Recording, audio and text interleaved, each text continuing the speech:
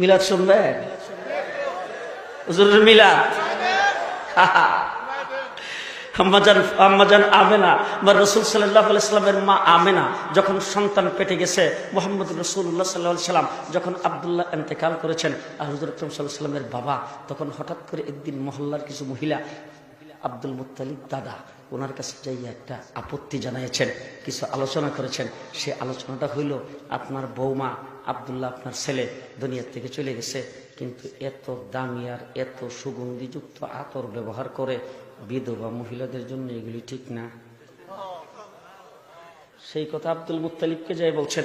Abdul Muttalib বৌমারে ডাইকা বলেন, ও বৌমা, আমার ছেলে দুনিয়ার থেকে চলে গেছে, তুমি আমার আদরের বউ, আর তোমার পেটের ভিতরে এখন সন্তান, আমি এই সন্তানের জন্য কত আশা আকাঙ্ক্ষা নিয়ে আসি, এখন তোমার সম্পর্কে একটা সমালোচনা শুনলে তো আমার কাছে খুব খারাপ লাগে। লোকজন এসে আমাকে বলছে তুমি নাকি খুব সুগন্ধিযুক্ত আতর ব্যবহার করো সব সময়, যেইগুলি বিধবা নারীর জন্য ঠিক না। আমেনা চোখের পানি ছেড়ে দিয়ে বলে, ও শ্বশুর আব্বা, আমি কি করব, যেদিন থেকে আমার এই সন্তান পেটের ভিতরে গেছে ওই দিন থেকে আমার সমস্ত শরীর থেকে মেশকে আম্মার চাইতে বেশি সুগন্ধি বের হয়েছে। মা আমেনা বলেন, শ্বশুর আব্বা আমি কি করব, এই সন্তান যেদিন পেটে গেছে ওই দিন থেকে আমাকে মা হাওয়া সালাম জানাইতে শুরু করেছেন, ওই সন্তান যেদিন থেকে পেটে গেছে ওই দিন থেকে বিবি আসিয়া আমাকে সালাম জানাইতে শুরু করেছেন, ওই যেদিন থেকে এই সন্তান পেটে গেছে ওই দিন থেকে মা মারিয়াম আমাকে সালাম জানাইতে শুরু করেছেন, ওই দিন থেকে বিবি হাজারা আমাকে সালাম জানাইতে শুরু করেছেন, জান্নাতের হুর গিলমান আমাকে সালাম জানাইতে শুরু করেছেন, ফেরেশতারা আমাকে সালাম জানাইতে শুরু করেছেন। আমি জমিনে পাড়া দেওয়ার সময় কাঁটাতে পাড়া দিলে কাঁটা ফুল হয়ে যায়, পাথরে পাড়া দিলে পাথর মোমের মতো গলে যায়। কি শুনবেন রাসূলের মিলাদ? আর কম আবু তালেব রাসূল সাল্লাল্লাহু আলাইহি সাল্লামের চাচা, নাম শুনুন নাই তো বোধহয়। আবু তালেব রাসূল সাল্লাল্লাহু আলাইহি ওয়াসাল্লামকে এক আদারে 40-42 বছর পর্যন্ত পালছেন। আবু তালেব একদিন রাসূলকে ডাক দিয়ে বলতেছেন, বাতিজা আমি কিন্তু তোমার চিনি, তোমার সম্পর্কে খুব ভালো করে জানি। আল্লাহর নবী বলেন, চাচা কি জানেন? বলে, তোমার যে বরত্ব, তোমার যে ইজ্জত, তোমার যে আজমত, তোমার যে অকার, এই সম্পর্কে আমার খুব জানা আছে। বলে, চাচা কেমনে জানলে? বলে, কিছু তোমার মার কাছ থেকে শুনছি আর কিছু আমি নিজের চোখে দেখছি। বলে, চাচা কি শুনছেন? বলে, শুনছি তোমার মা বলছে অন্যান্য মা যখন সন্তান পেটে ধারণ করে তখন ঠিক মতন ঘুমাইতে পারে না, ঠিক মতন খাইতে পারে না, উঠতে পারে না, বসতে পারে না, তারপরে কতক্ষণ শুয়ে থাকে, কতক্ষণ উঠে বসে, কতক্ষণ দাঁড়ায়, পেটে ব্যথা করে, কোমরে ব্যথা করে, পায়ে ব্যথা করে, দাঁড়াইলে পাওটা ভেঙে আনে, ডাক্তারের কাছে যাইতে হয়, চেক আপ করাইতে হয়। আর তোমার মা তোমাকে পেটে ধারণ করছে তখন নাকি তোমার মার কোনো কষ্ট হয় নাই। বলে, চাচা এই শেষ না আরো কিছু শুনছেন? বলে, বাতিজা আরো শুনছি। তোমার মা বলছে তোমাকে তোমার মা যখন পেটে ধারণ করেছেন হঠাৎ করে একদিন তোমার মা কুয়ার থেকে পানি উঠাইতে গেছে। তোমার মা যখন আগে কুয়ার থেকে পানি উঠাইতে যাইতো তখন বালতি দিয়ে কুয়ার ভিতর থেকে টাইনা পানি উঠাইতে হইতো, আর তোমাকে পেটে ধারণ করার পরে তোমার মা যতবার কুয়ার থেকে পানি উঠাইতে গেছে ততবারই যাইয়া দেখছে কুয়ার পানি তোমার মার জন্য পার পর্যন্ত উঠে রয়েছে। আর কি শুনছেন? বলে, আর শুনছি তোমার মা বলছে প্রচন্ড রৌদ্রের ভিতরে তোমার মা যখন ঘর থেকে বের হইতো আকাশের মেঘমালা আইসা তোমার মার মাথার উপরে ছায়া ধরতো। বলে, চাচা আর কি শুনছেন? বলে, আরো শুনছি তোমার মা রাস্তা দিয়ে হাইটে যাইতেছে, রাস্তার দুই ধারের গাছগুলি তোমার মার সামনে মাথা মতো করে সালাম করতে শুরু করেছেন। বলে, চাচা আর কি শুনছেন? বলে, তোমার মা নাকি পাহাড়ের নিকট দিয়ে যাইতেছেন আর পাহাড় থেকে পাথরের খণ্ডগুলি গড়ে গড়ে পরে তোমার মার পায়ের কাছে আইসা সালাম করতে শুরু করেছেন। বলে, চাচা আর কি শুনছেন? বলে, আরো শুনছি তোমার মা বলছে অন্যান্য সন্তান ডেলিভারির সময় তখন খুব কষ্ট হয় মার, কিন্তু তোমাকে ডেলিভারির সময় তোমার মার নাকি কোনো দায়ও লাগে নাই, কোনো কষ্ট হয় নাই। বলে, চাচা আর কি শুনছেন? বলে, আরো শুনছি অন্যান্য সন্তান যখন জন্মগ্রহণ করে তখন যেই ঘরে জন্মগ্রহণ করে ঘরটার মধ্যে দুর্গন্ধ ছড়ায় পরে স্প্রে করতে হয়, ধূপ জ্বালাইতে হয়, তারপরেও মানুষ দুর্গন্ধের কারণে সেখানে ভালো মানুষ গমন করে না। আর তুমি যেই ঘরে জন্মগ্রহণ করেছ সেই ঘরটা মেশকে আম্বরের সুগন্ধিতে পরিণত হয়েছে। বলে, চাচা আর কি শুনছেন? বলে, আরো শুনছি তোমার মা বলছে অন্যান্য বাচ্চা জন্মগ্রহণ করলে দুনিয়াতে আসার পরে বাচ্চার নাভির নাকটাকে কাটতে হয়, আর তোমার নাভির নাককে যেন মায়ের পেটের থেকে কাইটা ক্লিন করে বের করে দিয়েছেন। বলে, চাচা আর কি শুনছেন? বলে, আরো শুনছি ছেলে সন্তান জন্মগ্রহণ করলে দুনিয়াতে আসার পরে তার মুসলমানি করাইতে হয়, খতনা করাইতে হয়, তোমারে কে যেন মায়ের পেটের থেকে খতনা করাইয়া তারপরে বের করে দিয়েছেন। বলে, চাচা আর কি শুনছেন? বলে, আরো শুনছি তোমার মা বলছে তুমি যখন মায়ের পেটের থেকে জন্মগ্রহণ গ্রহণ করেছো, অন্যান্য বাচ্চা মায়ের পেটের থেকে বের হইলে তখন তার শরীরের মধ্যে পানি, রক্ত এইগুলি লেগে থাকে। সেভলন দিয়া, ডেটল দিয়া, ভালো পরিষ্কার পানি দিয়া ধইয়া মুছে পরিষ্কার করতে হয়। তোমার কে যেন তোমার মায়ের পেটের থেকে ধয়ে মুছে পরিষ্কার পাক পবিত্র করে ক্লিন করে বের করে দিয়েছেন। বলে চাচা আর কি শুনছেন? বলে আরো শুনছি, আরো আশ্চর্যের ঘটনা। বলি কি আশ্চর্যের ঘটনা? তুমি যখন দুনিয়াতে আসছো, তুমি নাকি আইসা তোমার মার পেটের থেকে বের হইতে দেরি, এমনি তুমি আত্তাহিয়াতু শুরুতে নিজে নিজে বসতে দেরি নাই, আত্তাহিয়াতু শুরুতে বৈশাই তুমি নাকি আল্লাহু আকবার বলে সেজদায় চলে গেছো। সেজদার মধ্যে যাইয়া তুমি কিছু সময় কাটাইছো, কি যেন বলছো তোমার মা বুঝতে পারে নাই। এরপরে তুমি সেজদার থেকে মাথা উঠাইছো, উঠাই আত্তাহিয়াতু শুরুতে বসে তোমার হাতের আঙ্গুলিটা উপরের দিকে যখন উঠাইছো, উঠাইবার মাত্র তোমার মা দেখে একটা নূর বের হয়ে গোটা জগৎটা আলোকিত হয়ে গেছে। যে নূরের আলোতে তোমার মা রুম আর পারস্যের বড় বড় মহলগুলি দেখতে শুরু করেছেন। বলে চাচা আর কি শুনছেন? বলে এরপরে নাকি তুমি কাঠিয়ে শুইছো, শোয়ার পরে তোমার মা টান দিয়ে তোমাকে কুলে নিয়েছেন। এমন সময় দেখে ঘরের ছাদটা উপর দিক দিয়ে খুলে গেছে। এরপরে ঘরের ভিতরে কুয়াশা ঢুকতে শুরু করেছেন। অল্পক্ষণের ভিতরে ঘরটা অন্ধকার হয়ে গেছে, কুয়াশা আচ্ছাদিত হয়ে গেছে। এরপরে গায়ের থেকে একটা আওয়াজ আসছে, এই বাচ্চাকে কিছু সময়ের জন্য মার চোখের আড়াল করে দেওয়া হোক। হঠাৎ করে তোমার মা দেখে তুমি আর নাই, তুমি তোমার মার থেকে গায়েব হয়ে গেছো। এরপরে একজনে আওয়াজ দিয়ে বলতেছেন, এই বাচ্চাকে উত্তর দক্ষিণ পূর্ব পশ্চিম গোটা জগৎটা ঘুরাইয়া সমস্ত মাখলুকাতের কাছে তাকে পরিচয় করে দেওয়া হোক। এরপরে আর তুমি হঠাৎ করে আবার আমার কুলে আসছো। তোমার মা বলতেছেন তোমার মার কুলে আসছো। কুলে আসার পরে একজনে গায়েব থেকে আওয়াজ দিয়ে বলতেছেন, 1,24,000 পয়গম্বর যত গুণ দিয়ে আল্লাহ পাক সৃষ্টি করেছিলেন, সমস্ত পয়গম্বরের গুণ এই বাচ্চার ভিতরে ঢুকাই দেওয়া হোক। শুধু তাই না, হাইওয়ান, জন্তু, জানোয়ার থেকে শুরু করে আল্লাহ পাক যত মাখলুকাত তৈরি করেছেন, সমস্ত মাখলুকাতের ভালো গুণগুলি এই বাচ্চার ভিতরে ঢুকাই দেওয়া হোক।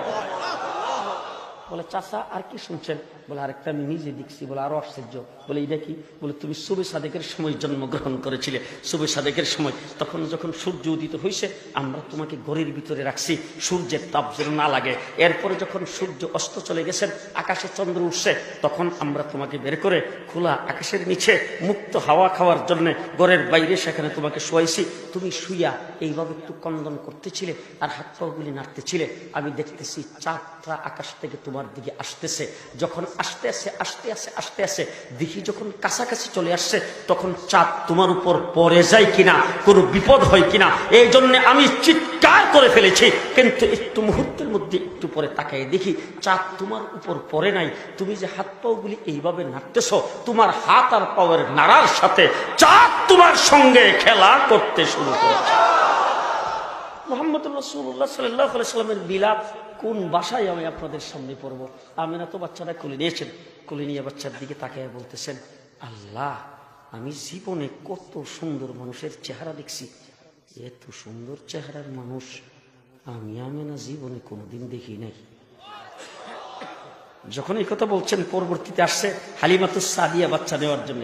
আয়েশা আমিনারে ডাক দিয়ে, আমিনা তুমি দেখলে খুব দূর দেখছো, তুমি তো মক্কা নগরীর গৃহিণী, এই জায়গার থেকে তুমি আর তো বেশি মানুষকে দেখো নাই।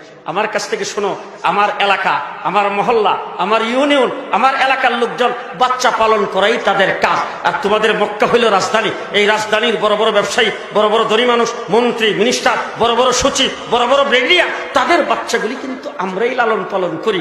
অসংখ্য অগণিত বাচ্চার চেহারা আমি দেখছি, নিজেও লালন পালন করছি। তোমার মক্কা নগরীর বড় বড় মন্ত্রী, মিনিস্টার, ধনী ব্যক্তিদের বাচ্চা আমরা লালন পালন করছি। হাজার হাজার বাচ্চার চেহারা আমি দেখেছি, মানুষের চেহারা দেখেছি। আমি হালিমা বলতেছি, এত সুন্দর চেহারার মানুষ আমার জীবনে কোনোদিন দেখি নাই। যখন এই কথা বলছেন, আব্দুল মুত্তালিব আসছে। আয়েশা কো, হালিমা তুমি খুব দূর দেখছো, তুমি তো যাদেরকে লালন পালন করো তাদেরকে দেখো। আমি শামে যাই, ইরাকে যাই, তারপরে পৃথিবীর বিভিন্ন দেশে যাই। শুধু তাই না, আমি তো মক্কার মুতাওয়াল্লি, বাইতুল্লাহ শরীফের মুতাওয়াল্লি। এইখানে হাজার হাজার লোকজন সারাদিন জিয়ারত করার জন্য আসে, তাদের বাচ্চারাও আসে, তাদের চেহারা দেখি।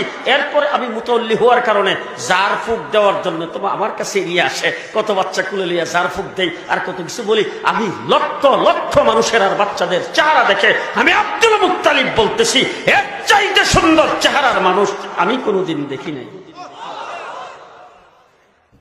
এরপর তো কমু, হ্যাঁ, এবার জিবরাইল আমিন এসে ডাক দেখো, আব্দুল মুত্তালিব তুমি খুব দূর দেখছো। আপনারা যারা ভিআইপি আপনারাও সুবহানাল্লাহ কইেন। জিবরাইল আমিন ডাক দিয়া বলে, আব্দুল মুত্তালিব তুমি কতদূর দেখছো? শামে যাও, ইরাকে যাও, মক্কায় যারা আসে তাদেরকে দেখো। আমার কাছ থেকে শোনো, গোটা সৃষ্টি জগৎ পৃথিবীর চক্কর দিতে আমার মুহূর্তের প্রয়োজন হয়। আদম থেকে শুরু করে পর্যন্ত যত মানুষ পৃথিবীতে আগমন করেছেন সকলের চেহারা আমি দেখেছি, সমস্ত নবীদের চেহারা আমি দেখেছি। শুধু তাই না, জান্নাতের হুর গিলমানদেরকে দেখেছি আমি, ফিরিস্তাদের সর্দার ফিরিস্তাদেরকে দেখেছি, সৃষ্টি জগতের সমস্ত মাখলুকাতকে আমি দেখেছি। শুধু তাই না, হযরত আদম থেকে শুরু করে ঈসা আলাইহিস সালাম পর্যন্ত সমস্ত নবীকে আল্লাহ পাক যুগে যুগে সুন্দর বানিয়ে পাঠিয়েছেন, আমি তাদের চেহারা দেখেছি। শুধু তাই না, হযরত আদম আলাইহিস সালামকে জান্নাতের ভিতরে দেখছি, হাওয়া আলাইহিস সালামকে জান্নাতের ভিতরে দেখছি, নূহ আলাইহিস সালামকে কিস্তিতে দেখেছি, ইব্রাহিম আলাইহিস সালামকে নমরুদের আগুনে দেখেছি, ইউনূস আলাইহিস সালামকে মাছের পেটে দেখেছি, ইউসুফ আলাইহিস সালামকে কুয়ার ভিতরে আমি হাত দিয়ে ধরে রেখেছিলাম, সুলাইমান আলাইহিস সালামকে সিংহাসনে দেখেছি, ঈসা আলাইহিস সালামকে মায়ের কোলে কথা বলতে দেখেছি। আমি বলতেছি জিবরাইল এত সুন্দর চেহারার মানুষ আমার জীবনে আমি সৃষ্টি জগতে কোনোদিন দেখিনি। এরপরেরটাও শুনবে। আল্লাহ রাব্বুল আলামিন ডাক দিয়ে বলেন, জিবরাইল তুমি দেখবা কোথা থেকে, আবার আমার কাছ থেকে শোনো, আমি রাব্বুল আলামিন মুহাম্মদের চাইতে সুন্দর কাউকে সৃষ্টি করি নাই।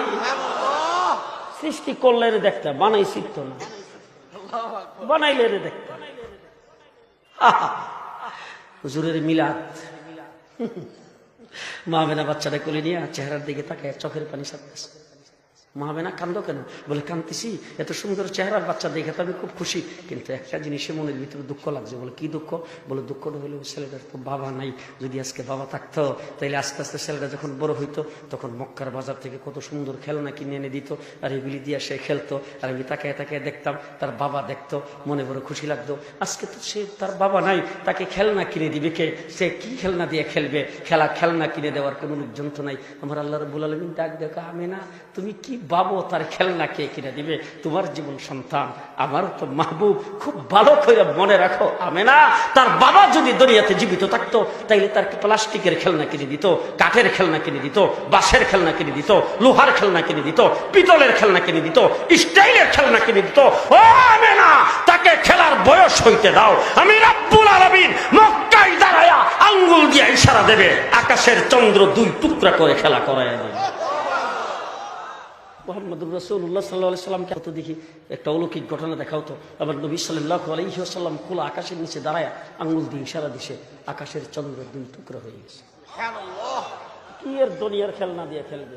আঙ্গুলের ইশারায় আকাশের চন্দ্র দুই টুকরা করে খেলা করাইয়া দেবে। আমার ভাইরা, শুধু সময় দেখতাম আমাদের দেশে সিমের বিচি হাতে নিয়ে একজন আরেকজন কইতো, এ কত দিকে জুন্না বেজুর,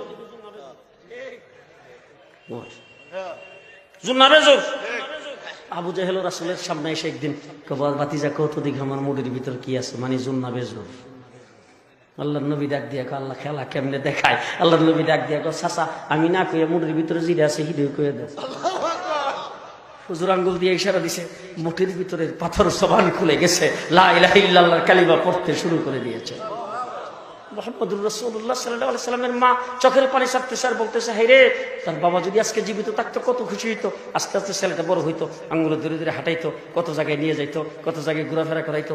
আজকে তার বাবা তো দুনিয়াতে জীবিত নাই, তার ঘোরাফেরাই বা করাইবার মতো মানুষও তো নাই, সে তো ইতিম হইয়া দুনিয়াতে আসছেন। আল্লাহ ডাক দেখা, আমেনা তুমি কি চিন্তা করো, তার বাবা যদি জীবিত থাকতো কোথায় ঘুরাইতো? হেরামের ভিতরে নিয়ে যাইতো, বাইরে নিয়ে যাইতো, পাহাড়ের উপরে নিয়ে যেত, নিচে নামাইতো, অলিগুলিতে নিয়ে ঘুরাইতো। ও আমেনা, আমার মাহবুবকে ঘোরাফেরার বয়স হইতে দাও। মক্কা থেকে আঙ্গুলে ধরে টান দেব, সাত আসমান পাড়ি দিয়ে আরশ কুরসি লৌহ কলম ঘুরাইয়া আমার দরবার নিয়ে বসায়া। মুহাম্মদুর রাসূলুল্লাহ সাল্লাল্লাহু আলাইহি সাল্লামকে আঙ্গুলে ধরে ঘুরাইলে তার বাবা কোথায় ঘুরাইতো? আর ঘোরার বয়স যখন হবে আমি কোথায় নিয়ে যাব? সেই নবী মুহাম্মদুর রাসূলুল্লাহ সাল্লাল্লাহু আলাইহি ওয়াসাল্লামের উম্মত খুশি না বেজার? আরো জোরে